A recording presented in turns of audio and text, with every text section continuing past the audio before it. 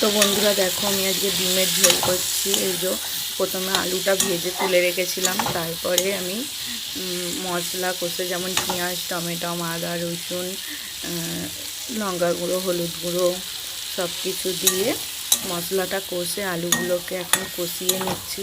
হালকা করে জল দিয়ে কষিয়ে নিচ্ছি।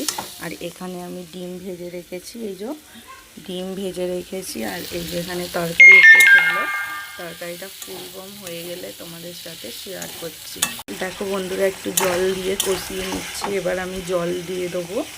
দেখো জল দিয়ে দিচ্ছি, পরিমাণ মতো জল দিয়ে নিচ্ছি। আমি বেশি ঝোল করব না, আমি একটু মাখা মাখা রাখবো। এবার আমি কিছুক্ষণের জন্য চাপা দিয়ে রেখে দেব।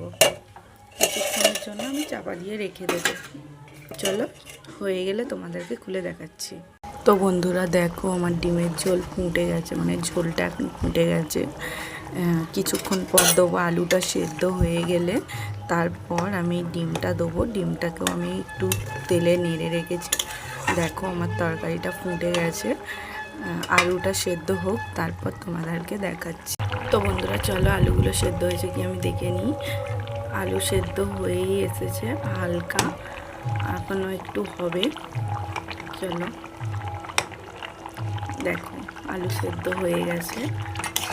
এবার আমি এতে দিয়ে দেবো এই যে ভেজে রাখা ডিমগুলো, আমি এতে দিয়ে দেবো। চলো একটু হোক, নামানোর সময় একটু জিরে গুঁড়ো দিয়ে নামিয়ে নেব। চলো, তো দেখো বন্ধুরা, আমার কমপ্লিট হয়ে গেছে তরকারি।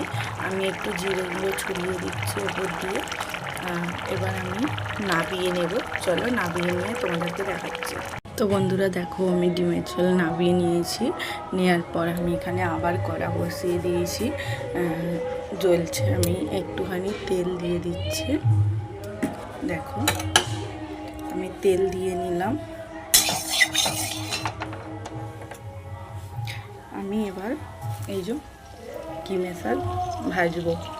চলো তোমাদেরকে এইটাও দিয়ে দিই।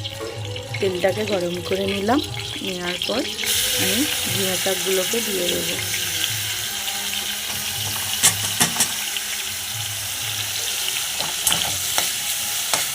এবার আলু একটু নাড়াচাড়া করে নিলে ভাজা হয়ে যাবে।